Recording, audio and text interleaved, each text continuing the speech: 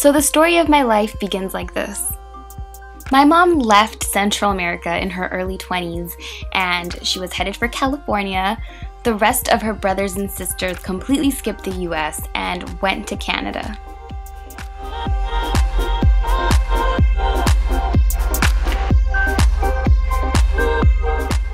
My parents met at a wedding in LA a few years later. He was in the military, so he was always on the go, and she didn't know too much about him, but they were never serious in the first place. So when she found out she was pregnant with me and she told him, it took him completely by surprise and he was not having it at all. He told her that, you know, she couldn't have his baby and that she should definitely give an abortion, but my mom couldn't go through with that, so she never spoke to him again. To this day, I don't know where he is, I've never met him, and I don't even know what he looks like. Yeah, I don't really know what else to say about him because I don't know anything about him really, but he is the first man who has ever broken my heart. I was born July 23rd, 1989 under the sign of Leo, just like my mother and just like my grandmother. All three of us are Leos, and to this day my mom says that having me has been the best thing she has ever done in her life, despite the fact that I came at a very unexpected time and she didn't even know if she could be a mom because she wasn't prepared for it at all. But she loves me more than anything, and I was born in beautiful San Francisco, so here I am attempting to draw the Golden Gate Bridge. But it looks horrible.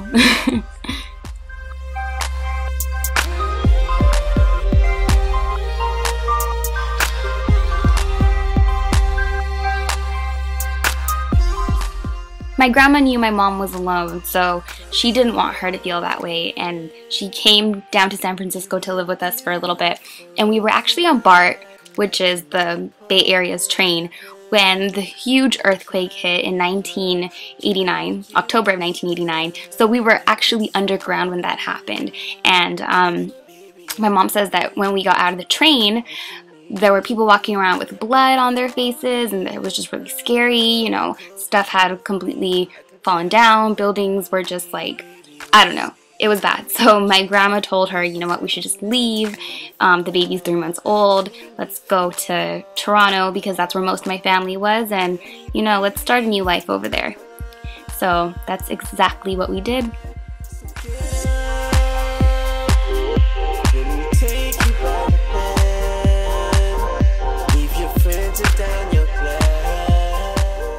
So I only lived in Toronto for about a year, and then we moved to Edmonton, Alberta, Canada, which is like the Texas of Canada, and that's why I'm drawing the cow. There's a lot of agriculture, and it's such a beautiful place. If you ever get the chance to, you have to go. So anyway, I did a lot of traveling back and forth, well, me and my mom, and I traveled alone a lot to go visit my grandparents during the summers, winter breaks, and that's why I'm really close to my grandpa and my grandma, because every time I would go to Canada, I would stay with them for the most part. I mean, every time I'd go to Toronto. So yeah, that's them. I'd call them Papito and Mamita.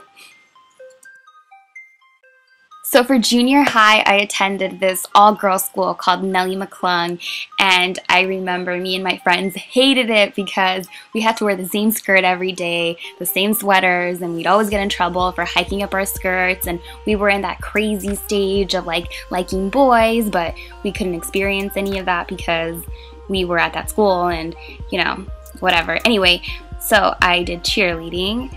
That's the first time I ever took an interest in cheerleading at that school, and I had a lot of fun, and that's when I first realized that this is probably something that I wanted to keep doing.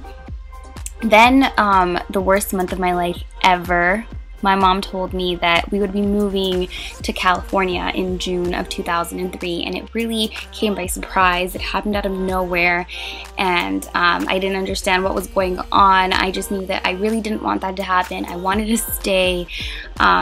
Honestly, looking back, it was probably like one of the saddest days of my life. My friends from that school really didn't want me to go, but a little update is that me and some of them still talk, so I think that's really nice that after all these years, we still keep in touch. That summer of 2003 was probably one of the saddest summers I've ever had, because even though I was in this new place, which is actually a place that, I was born, but it wasn't home because I wasn't raised here, and it was very beautiful and it was very sunny, I really just wanted to go home, and I was so sad. I'd like pray every single night. Yeah, that's me praying to just please, like, God, I just really want to go home. But time went by and I realized that that wasn't happening and that I had to get used to this new place. High school was definitely tough. Everybody knew that I was the new girl. I had no friends. I didn't know anybody, so I walked around the first day of school alone at lunchtime, and I hated it. I told my mom that nobody said hi to me, and I cried to her that day. But a few weeks later, when people did start talking to me, they could hear my Canadian accent, so I got bullied for that, and I was like, gosh, when is this gonna end? And then I joined cheerleading, and that really changed my life because I finally felt like I fit in, and people weren't picking on me for being the new girl anymore. It was more of like, oh, that's Alba, the cheerleader. So I promise you that if you're going through something rough and you're a freshman, it will get better. Just join a club, a sport team, anything. So I had a very small budget for prom, and looking back, I don't know why I paid to get my hair done and decided that I would do my own makeup for prom, when in high school I was known for doing hair.